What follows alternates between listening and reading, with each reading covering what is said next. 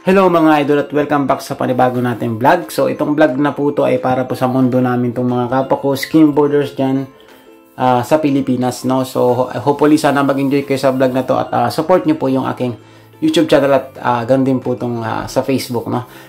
So ngayon ay araw ng Sabado, October 19, bale makulimlim at medyo maulan talaga ng konti. Pero tumitigil naman kaya wala kaming pasok. So kaya nag-decide ako na pumunta na lang ng dagat para maglaro ng skimboard kasi nakaka-boring din sa bahay. So, ayan, kung mapapansin nyo, medyo pilay pa tayo ng konti kasi hanggang ngayon may sumasabit pa ng konti sa kanang bahagi ng paa natin.